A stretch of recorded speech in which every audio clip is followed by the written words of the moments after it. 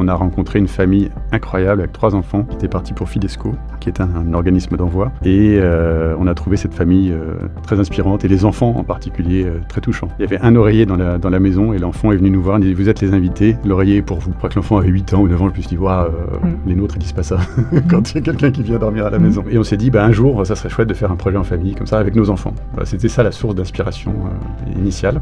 Alors on dit intégration sociale et professionnelle parce que quand vous êtes sorti du système scolaire très tôt, quand vous avez été abusé, quand vous avez jamais même été à l'école, quand vous êtes analphabète, quand vous êtes sorti de prison, ou même en prison, puisqu'on a 2 programmes aujourd'hui en prison aux Philippines, c'est très difficile de s'intégrer professionnellement si vous n'êtes pas intégré socialement. En 3 mois ou 6 mois, on peut espérer, pour un jeune qui vient de la grande exclusion, l'emmener vers l'intégration sociale et professionnelle.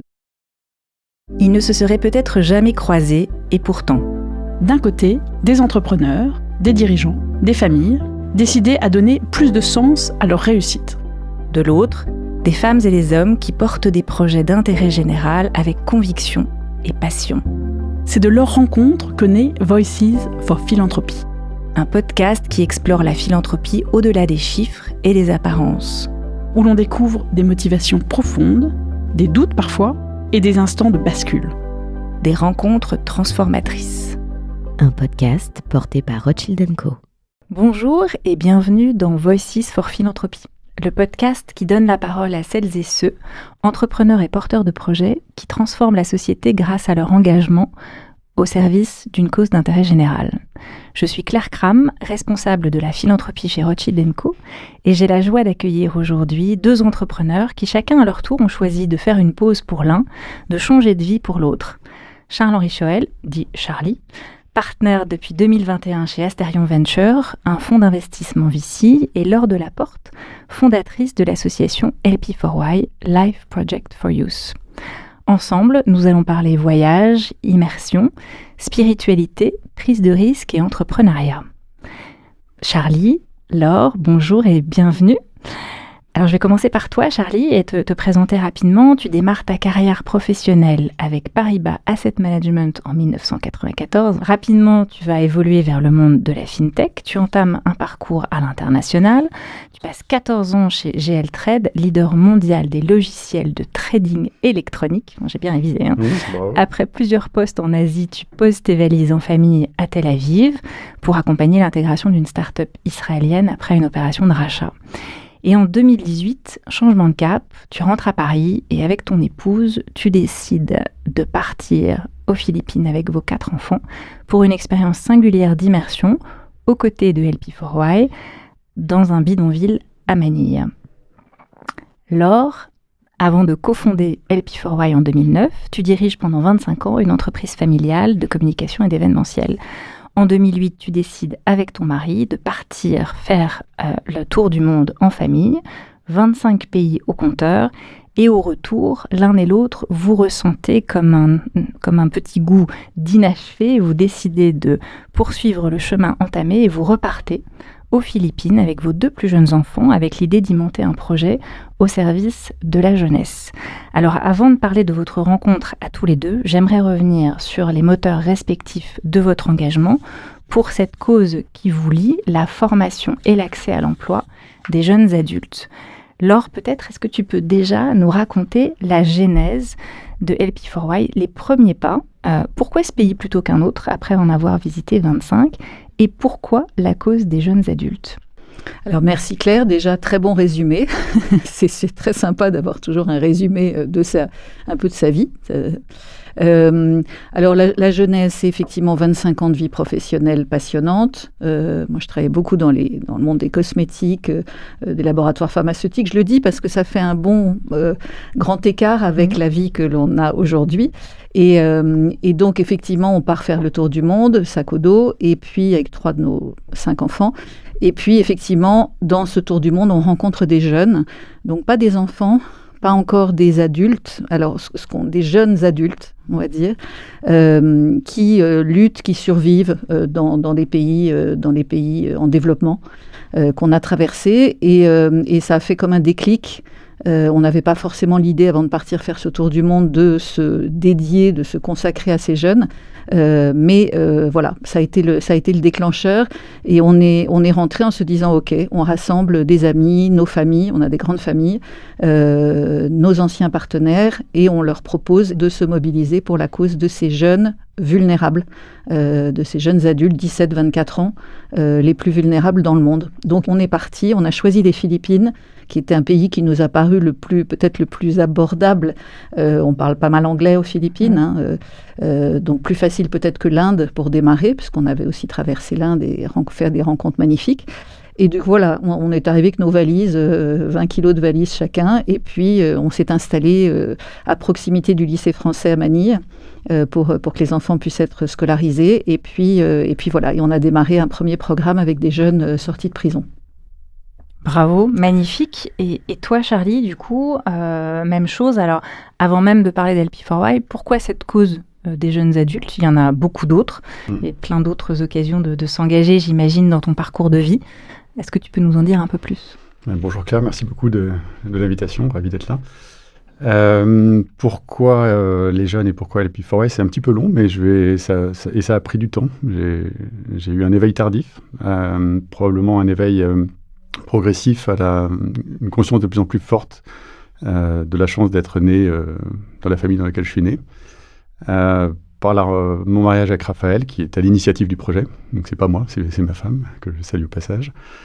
Et en voyage de noces à Madagascar, on a rencontré une famille incroyable avec 3 enfants qui étaient partis pour Fidesco, qui est un organisme d'envoi. Et on a trouvé cette famille très inspirante, et les enfants en particulier très touchants. Il y avait un oreiller dans la maison, et l'enfant est venu nous voir, il dit « Vous êtes les invités, l'oreiller est pour vous ». Je crois que l'enfant avait 8 ans ou 9 ans, je me suis dit « les nôtres, ils disent pas ça quand il y a quelqu'un qui vient dormir à la maison ». Et en l'occurrence, à l'époque, on n'avait pas encore d'enfants. Et on s'est dit, un jour, ça serait chouette de faire un projet en famille, comme ça, avec nos enfants. C'était ça la source d'inspiration initiale. Ensuite, tu as parlé de ma carrière, etc. Merci beaucoup. C'est un peu passé dans l'arrière de ma tête pendant quelques années, et puis c'est revenu progressivement. Au fur et à mesure de ma carrière, je me suis intéressé au mentoring des jeunes, au coaching des jeunes dans les entreprises. Et à Singapour, on a rencontré 2 associations formidables aux Philippines, ANAC TNK et LP4Y, les plus jeunes et les jeunes adultes. Et quand on a voulu s'engager, j'étais plus à l'aise, moi, avec des jeunes adultes qu'avec des très petits. Et je pensais aussi que mon réseau professionnel pouvait plus aider LP4Y que ANAC TNK. Donc, c'est comme ça qu'on a postulé un 25 décembre de Tel Aviv, après la messe de Noël, chez LP4Y.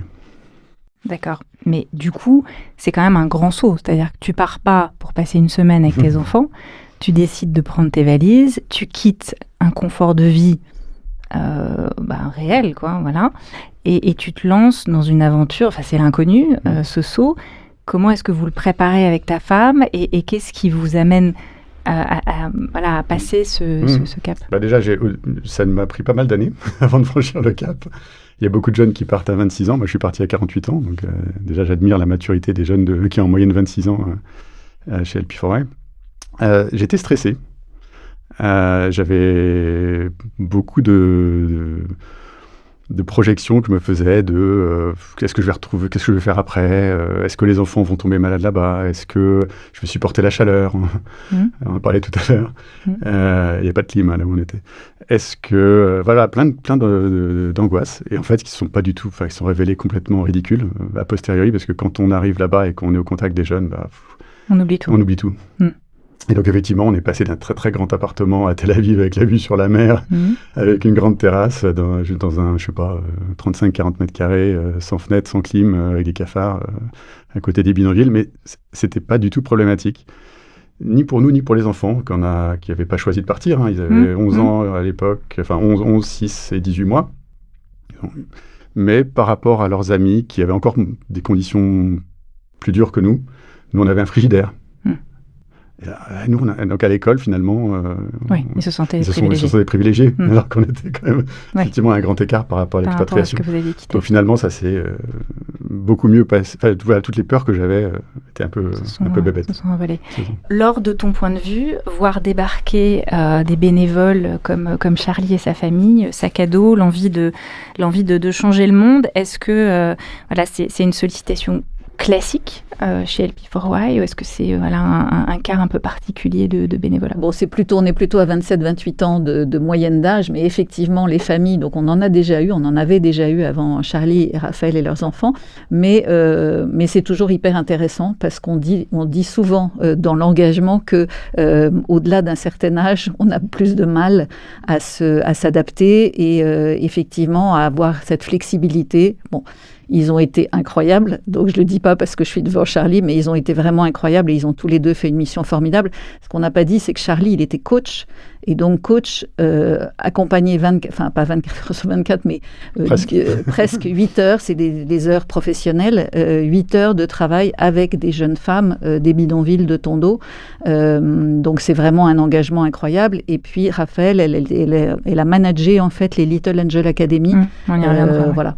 Donc ils ont tous les deux été vraiment au cœur du sujet et pas que avec des partenaires, etc. Vraiment aux côtés des jeunes femmes. Ouais, très actif. Finalement, tu faisais des journées aussi longues que dans ta vie d'avant. Oui, et c'était pas dur peut-être un peu plus, et c'était pas du tout dur de se lever le matin. Parce que ça commençait tôt, ça commençait quand même à 7h ou à 8h, 8 heures, 8 heures, ça dépend. Et 8 heures, mais voilà, il fallait quand même...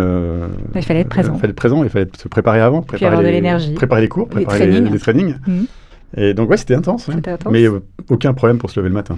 Ça, c'est super. Et alors, du coup, pour les auditeurs qui ne connaissent pas LP4Y, est-ce qu'on peut revenir un peu en arrière avant de rentrer dans le détail de ce que Charlie et Raphaël ont pu mener sur le terrain et que tu nous racontes finalement qu'est-ce que fait l'association auprès de ces jeunes, quelle est son approche pédagogique originale, comment est-ce qu'elle les accompagne jusqu'à l'emploi?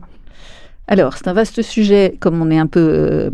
je vais essayer d'être concise, mais donc l'objectif, c'est vraiment d'accompagner ces jeunes adultes. Alors, 80% sont des jeunes femmes aujourd'hui, qui sont donc les plus vulnérables, avec des enfants très jeunes.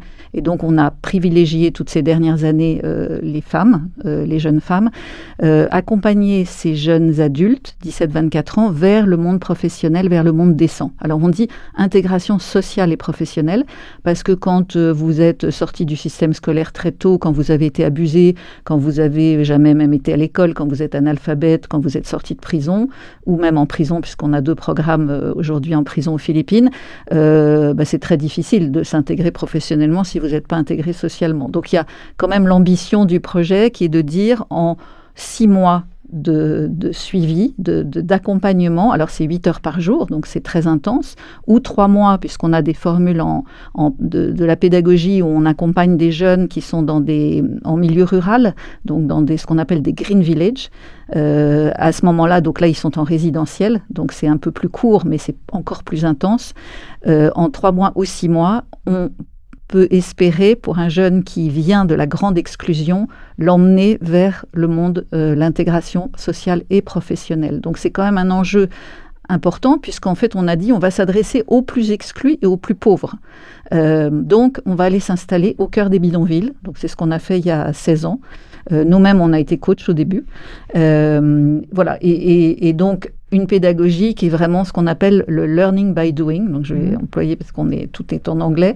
Learning by doing, c'est-à-dire plonger le jeune dans la réalité de ce que c'est la vie d'une entreprise. Et donc, ils développent des petites entreprises, des micro-compagnies qui, au fil du temps, ont évolué, mais aujourd'hui sont au service de leur communauté. Donc, vraiment, voilà, on plongeait et beaucoup en développant les soft skills, beaucoup plus qu'apprendre un métier, parce qu'en fait, les entreprises nous ont dit qu'elles, ce qu'elles voulaient, c'était pas un problème pour elles de former les jeunes à leur métier. En revanche, ce qu'elles voulaient, c'était des jeunes qui soient prêts à comprendre ce que c'était que le monde professionnel.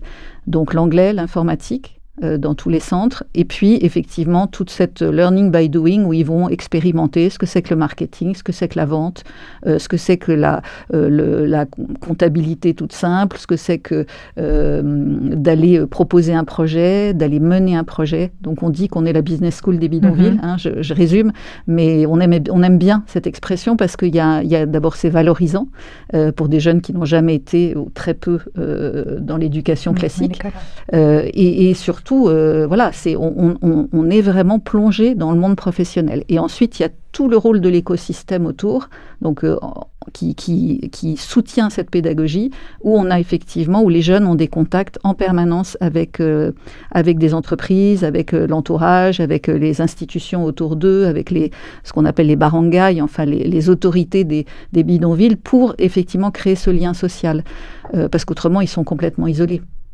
Et alors aujourd'hui, cette pédagogie, elle n'est pas déployée uniquement aux Philippines. On est présent dans 13 pays au global, mais effectivement avec 8 pays en Asie et au Moyen-Orient. Donc on a démarré, on parlait aux Philippines, ensuite l'Indonésie. On a eu 7 années au Vietnam. On a quitté le Vietnam pour aller en Inde, où il y avait effectivement des besoins importants et où le Vietnam, c'était un tout petit peu compliqué à gérer avec le gouvernement.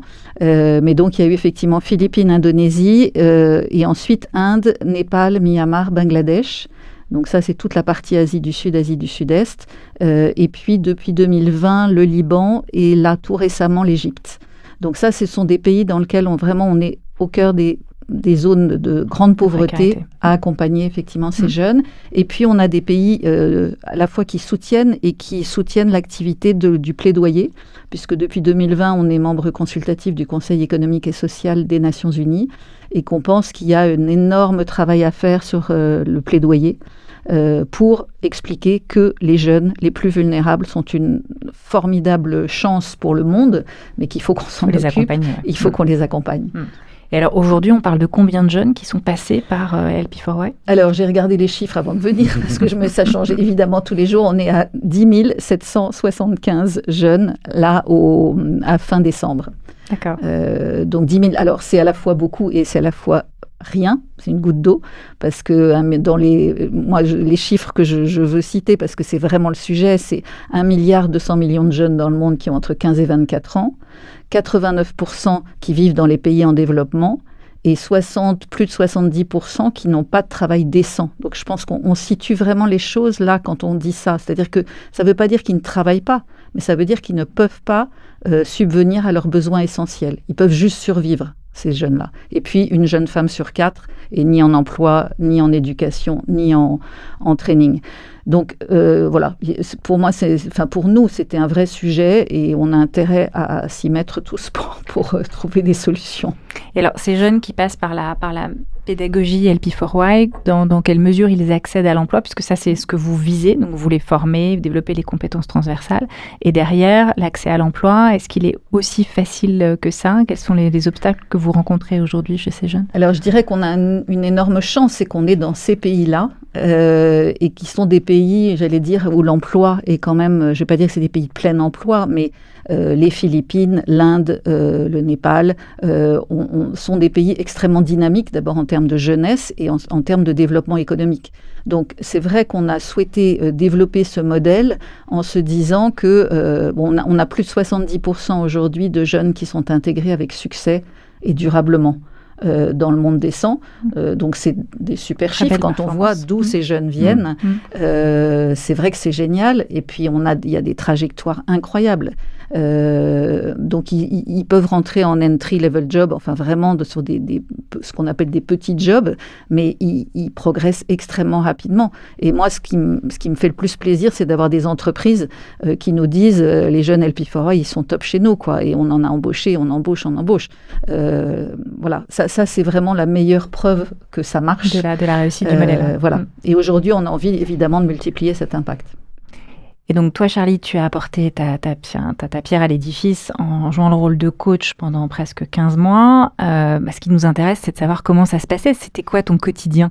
Parce que c'est quand même assez intriguant. Est-ce que tu peux nous raconter un peu ce que c'était qu'une journée type de Charlie à Manille à cette période de ta vie ? Avec plaisir, et ça me donne des frissons d'en parler. Donc, donc ça a commencé assez tôt. Il fallait accueillir les jeunes tous les matins. Moi, j'avais 17 jeunes femmes. Je ne me rends pas vraiment compte à la radio de l'exclusion. Enfin, elles sont vraiment très, très, très éloignées de l'emploi, très démunies. Il y en a qui ne sont pas allés à l'école, il y en a qui partent vraiment de très loin. Et donc, mon job principal, c'était de leur donner confiance petit à petit. Tous les jours, de les mettre en confiance Et on partait vraiment de très loin. Ils n'osaient pas me regarder dans les yeux, me serrer la main, enfin les basiques, on va dire. Et donc, tous les jours, c'était personnalisé pour les 17 personnes, parce qu'en fait, c'est pas des badges. C'est-à-dire que tous les mois, il y en avait une ou deux qui arrivaient. Tous les 2 mois, il y en avait une ou deux qui trouvaient un job.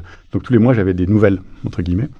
Et donc, il fallait accueillir les nouvelles grâce aux plus anciennes, aux managers. Et ce que disait Laure tout à l'heure, peut-être que c'était une journée marketing, peut-être que c'était une journée finance, peut-être que c'était une journée avec un peu d'informatique et d'anglais. Voilà, on avait plein de ressources à notre disposition. On faisait un peu de sport aussi.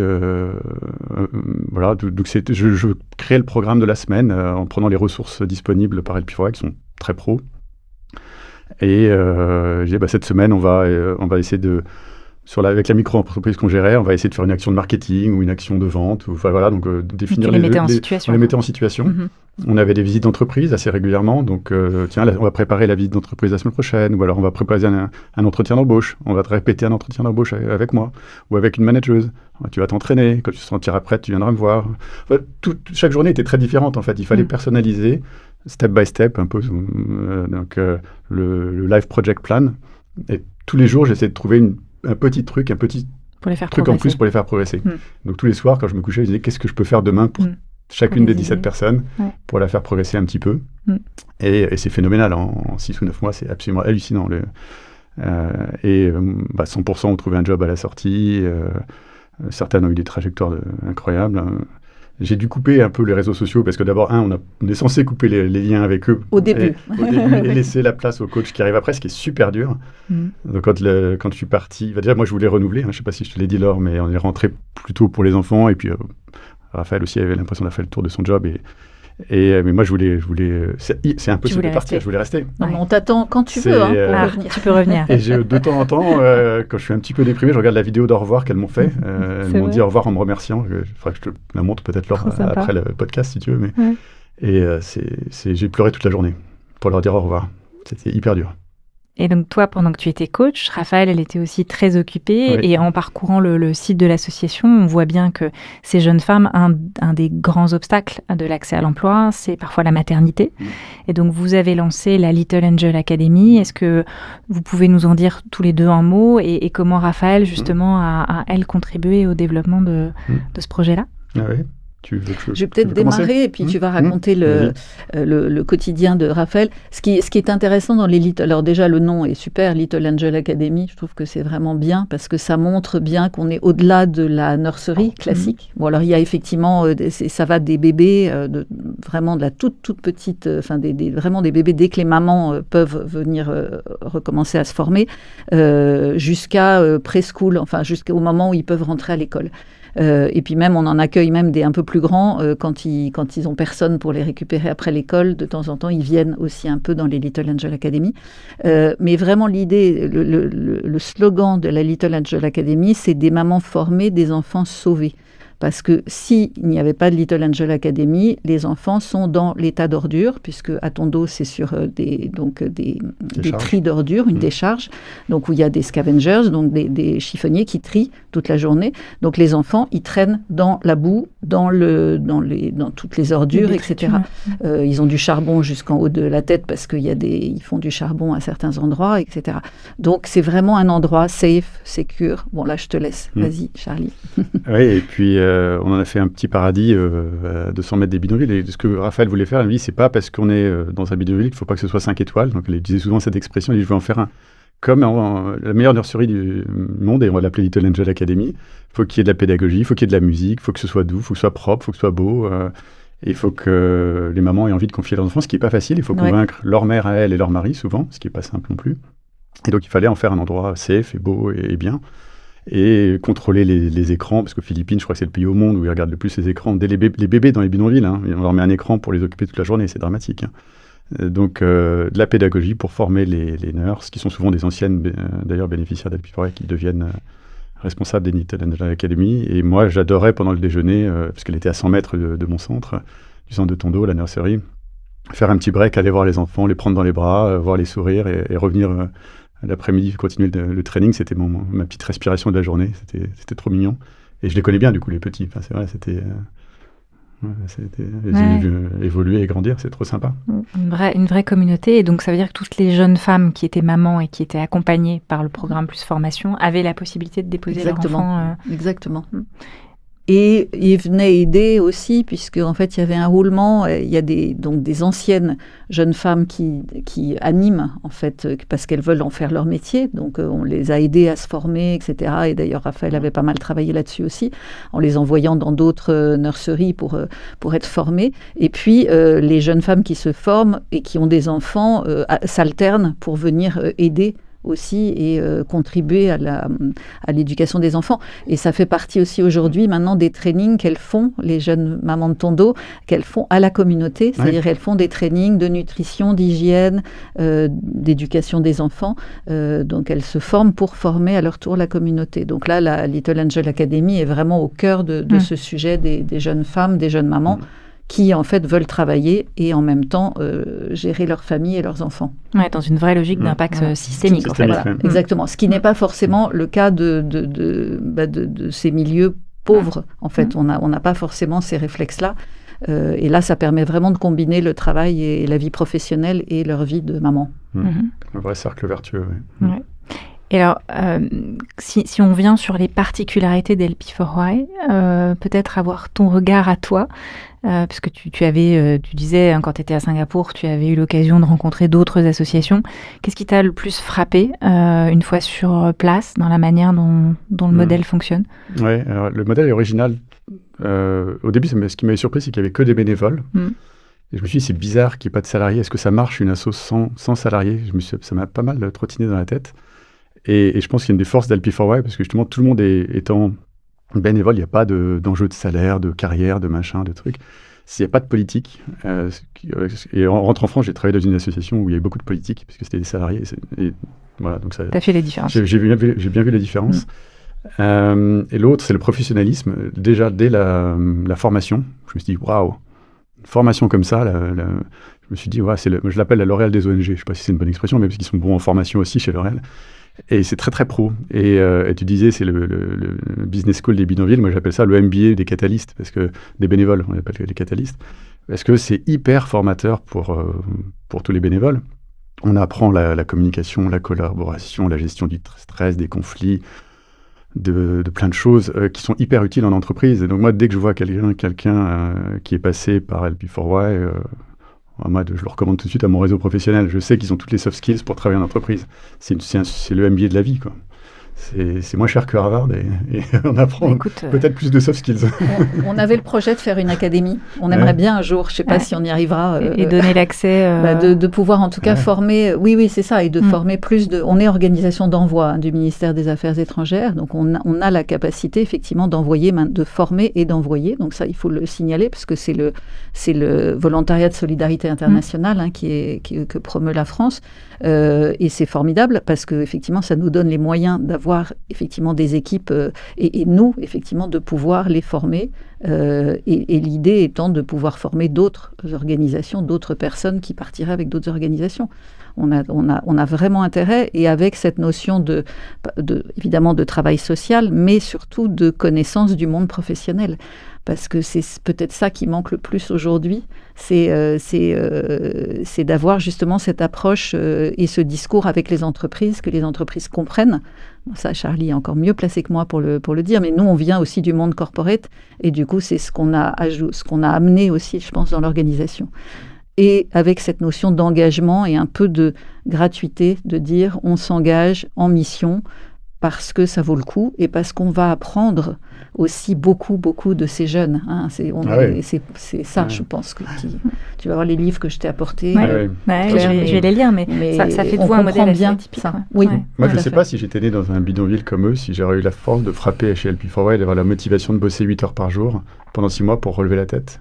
Je me suis posé la question, si j'étais né au milieu du bénévole de Tondo. Mais c'est toi qui vas les chercher ou c'est eux qui... Non, nous, beaucoup les équipes LP4Y, parce qu'effectivement, ce que dit Charlie, c'est que faire confiance à une organisation qui arrive et qui dit, alors on nous soupçonne de prosélytisme. Là, j'étais en Égypte l'autre jour et c'était trop drôle. On fait beaucoup de compagnies de family visit, beaucoup dès qu'un jeune, en fait, rejoint le centre, on va voir sa famille, on parle avec eux, etc. et j'ai eu justement l'interrogation d'un des frères d'une des jeunes femmes, alors plus jeune qu'elle, mais qui dirigeait vraiment sa vie, et qui m'a dit mais comment ça se fait que vous fassiez ça gratuitement et même vous donner de l'argent aux jeunes, puisqu'en fait on donne du Life Project Money qui permet aux jeunes les plus pauvres de suivre le programme. Autrement, ils vont continuer à dealer, ils vont pouvoir manger 3 fois par jour.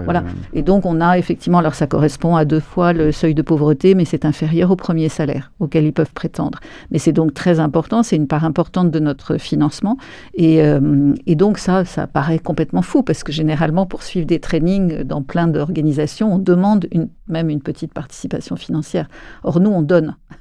On donne pour qu'ils apprennent à gérer leur budget et qu'ils apprennent aussi à pouvoir nourrir leurs enfants pendant qu'ils sont en formation, etc. Et que la famille ne mette pas la pression. Ça, on le voit dans les livres qui ont été écrits par les catalystes. C'est-à-dire, il y a des pressions aussi qui sont mises sur les jeunes femmes quand il y a des factures à régler, etc. Enfin, ça, Charlie l'a vécu. Ouais.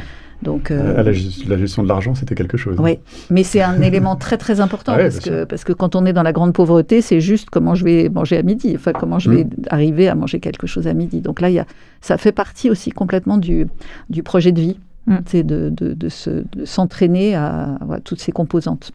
Alors, l'accès au projet, il est donc gratuit ou quasi gratuit pour les jeunes. Complètement gratuit. C'est complètement gratuit. Idem pour la Angel Academy, j'imagine, tout un service. Et donc, quel est votre modèle économique? Comment est-ce que vous êtes financé aujourd'hui chez LP4Y? Alors, c'est essentiellement des participations financières, beaucoup d'entreprises.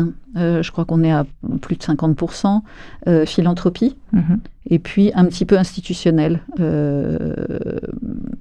On n'a jamais été beaucoup avec l'institutionnel, et j'allais dire heureusement. Tant mieux, oui, parce qu'en ce moment. Heureusement, et surtout avec la volonté de diversifier absolument toutes nos sources de financement pour pouvoir être... Et surtout de construire avec les entreprises une vraie relation sur la durée. Parce qu'on pense que c'est le sujet, il est là, d'intégration professionnelle. Si les entreprises ne se bougent pas, on ne réussira pas. Donc nous, on assure tout le travail de reprise de confiance, d'accompagnement, effectivement avec des hard skills basiques de l'anglais, de l'informatique, etc. Et puis des vraies attitudes professionnelles. Mais après, il faut que les entreprises prennent le relais. Il y avait des entreprises formidables. Moi, Decathlon, par exemple, j'ai envie de citer parce qu'ils étaient formidables. Je t'avais raconté l'anecdote quand j'étais rentré dans le Decathlon pour acheter des trucs et que, avec mon polo LP4Y, une jeune m'a reconnu en me disant « Ah, tu es bénévole chez LP4Y ?» Alors que je ne la connaissais pas et qui m'a sauté dans les bras. LP4Y m'a sauvé la vie. Je travaille maintenant chez Decathlon. C'est des histoires incroyables. Ça, c'est une des belles histoires. J'avais envie qu'on en partage peut-être quelques autres, parce que vous l'avez dit à plusieurs reprises, il y a des trajectoires exceptionnelles de ces jeunes. Sur 10 000 jeunes, est-ce qu'il y a une ou deux histoires personnelles là, qui vous viennent à l'esprit et que vous voudriez partager? Alors, c'est terrible, parce que moi, j'en ai une autre et c'est Decathlon aussi. C'est pas grave. J'en ai une de Sodexo, sinon. Alors, non, moi, j'ai juste l'histoire de Lyra qui m'a beaucoup touchée, parce qu'elle est très, très récente. En fait, j'étais aux Philippines en novembre dernier, pile au moment des 2 typhons qui ont touché les Philippines. Alors là, petit mot, parce qu'on est vraiment dans des choses terribles quand on y assiste et qu'on voit l'importance que ça a, enfin l'impact que ça a sur des familles pauvres, vraiment qui sont dans le plus grand dénuement. Et donc on y était et on va visiter effectivement des familles qui avaient été affectées par le typhon, qui avaient été en centre d'hébergement pendant la nuit, et puis qu'on revoit dans l'endroit où ils habitent, donc tout près de la mer, donc quelques planches qui ont été emportées par la mer, quelques tôles qui se sont cassées la figure, et puis des mamans avec des enfants dans les bras et qui se disent comment je vais faire ce soir, quoi. Donc on a lancé quand même un fonds d'urgence juste après pour pouvoir vraiment avoir les moyens de les aider. Et je fais cette visite avec Lyra, une jeune femme de 23 ans, et du coup, je lui demande toujours un peu sa vie, etc. Et elle me raconte qu'elle est maman seule, célibataire, que son mari violent, elle l'a quitté il y a 6 ans, donc au moment de la naissance de son fils. Et puis, elle avait une petite fille de 2 ans à l'époque. Donc aujourd'hui, 8 ans et 6 ans. Elle a rejoint LP4Y parce qu'elle survivait avec des petits jobs et puis qu'on lui a parlé d'LP4Y. Et là, Lyra, elle était en job search. Et elle me dit, et j'avais remarqué qu'elle refusait les sodas ou les boissons quand les autres buvaient leur soda. Elle disait non, l'eau est bien meilleure. Et puis j'ai découvert qu'elle adorait le sport et qu'elle était passionnée de sport. Et elle avait fait un premier entretien chez Decathlon et puis elle n'avait pas de réponse et elle était prête à prendre un job pas décent dans un petit club de sport du quartier. Et je lui dis, mais attends, si c'est ton rêve, vas-y, tu rappelles, vas-y, quoi, tu fonces. J'en parle avec sa coach qui me dit oui, tout à fait, machin. Et puis, quand je suis rentrée des Philippines, enfin, je sais plus, on était au Bangladesh à cette époque, j'ai eu un petit message de la coach qui m'a dit, ça y est, Lyra, elle s'occupe elle est sales manager des cardio equipment, je sais pas quoi, à Pasai. Et je me suis dit, là, ça y est, elle est sortie d'affaires parce que c'est vraiment d'abord sa passion. Et puis, voilà. Bon, mais il y a d'autres histoires, mais là, c'est vrai que j'avais l'histoire de Lyra et j'ai encore son regard de jeune femme archi courageuse. Et je me dis, mais c'est formidable que des entreprises... Enfin, voilà. Et cette force aussi de pouvoir accueillir, former des jeunes qui n'ont pas forcément le même profil, mais qui, à mon avis, c'est pas de la charité. À mon avis, c'est juste formidable pour l'entreprise. Ouais, parce que ça va donner une diversité, justement, dans l'approche des clients. Et je pense que c'est du vrai win-win, quoi. En fait, comme le critère de recrutement pour rentrer chez Elpifroy, c'est la motivation des jeunes uniquement. C'est le seul critère. Des gens qui sont motivés pour bosser 8 heures par jour pendant 6 mois, ils sont motivés en entreprise après. Donc, c'est un cadeau pour l'entreprise. C'est des cadeaux pour l'entreprise. Ah oui, ça c'est sûr. Et alors, si on se projette à 10 ans, Elpifroy dans 10 ans, c'est comment? Ça ressemble à quoi? Alors, ton rêve? Le rêve, c'est d'aider évidemment le plus de jeunes. Aujourd'hui, la situation étant telle qu'elle est, on sait très bien qu'il faut qu'on soit hyper prudent et qu'on continue à promouvoir notre modèle économique, c'est-à-dire un modèle frugal, un modèle... J'aime bien la notion de robustesse aussi, c'est qui est dont on parle pas mal aujourd'hui, mais être effectivement ancré dans nos valeurs et pouvoir les partager autour de nous. Donc pour moi, les 10 prochaines années, c'est de la co-construction avec d'autres organisations qui travaillent aussi pour les jeunes. Là, il faut vraiment qu'on décloisonne. On le voit beaucoup d'ailleurs avec pas mal de fondations d'entreprises aujourd'hui qui cherchent, qui aident des organisations, mais qui les font parler entre elles, qui organisent Je pense que ça, c'est un vrai élément super important. Ouais. Et puis pour moi, dans les 10 ans qui viennent, c'est... donc nous déjà on a un peu d'âge, on a pris un peu d'âge là depuis ces 16 ans, on a toujours envie d'y aller, mais c'est surtout la voix aux jeunes, quoi. Donc on dit que Elpifroy c'est youth-led organization made by the youth with the youth for the youth, mais en gros c'est ça, c'est que ce mouvement en fait continue, perdure avec ses valeurs et par contre en s'ouvrant énormément pour multiplier l'impact. Voilà. Mais on a besoin pour ça des entreprises et de l'engagement de tous. Moi, je crois que le mot clé, c'est l'engagement. Encore plus de catalystes. Encore plus de catalystes, encore plus d'entreprises engagées, encore plus de... Et justement, pour attirer davantage de catalystes via ce podcast et tous ceux qui nous écoutent, tu nous dirais, toi, ce que ça a changé dans ta vie, le regard sur toi déjà, et puis ta famille aussi, puisque forcément, ça vous a transformé. 15 mois, c'est long dans une vie. Et 15 mois dans les bidonvilles, c'est beaucoup plus long que 15 mois, je pense. C'est vrai que je témoigne de temps en temps avec les scouts ou avec Raphaël. J'adore témoigner on adore témoigner de notre expérience et de la partager. Parfois, des parents qui ont des doutes, je les prends au téléphone pour les rassurer sur le fait que leurs enfants peuvent partir. Je fais 2-3 fois. Parce que, comme je disais tout à l'heure, je pense que c'est vraiment un cadeau de partir 1 an ou plus chez Elpifroy. Alexia, qu'on a un peu mentoré tous les deux, qui a 6 ans, bénévole 6 ans, et qu'on est en train d'aider à trouver un job en France. Ça y est, elle a trouvé son job, et puis elle est vice-présidente de l'Alliance. Donc ça fait partie. Il y a des bénévoles qui partent 6 ans. Donc nous, on est partis 15 mois, mais il y en a qui partent 6 ans. Il y en a qui partent 16 ans. Là, c'est plus que transformateur. Là. Donc déjà, nous, on a été marqués à vie, comme c'est d'ailleurs le titre d'un des 3 bouquins sur Elpifroy. Mais moi, ça a renforcé mon cheminement vers le give back, comme on dit un peu aujourd'hui. Et donc, je dédie, par exemple, mes vendredis après-midi aux jeunes à Paris qui sont en recherche d'emploi ou qui m'appellent. Donc, tous les vendredis après-midi, c'est ma demi-journée give back. Je mentore des jeunes d'Elpifroy qui rentrent pour essayer de les aider avec mon réseau à trouver un job, comme Alexia. Et voilà, donc j'essaie d'aider à ma manière des jeunes, tout en ayant un travail très prenant avec Asterion, qui est un fonds d'investissement à impact, qui aide les entrepreneurs à réparer le monde. Donc c'est un job qui a du sens, que j'ai trouvé probablement grâce à LP4Y, parce que c'est un bon mélange de mon expertise professionnelle et de ma volonté de donner du sens à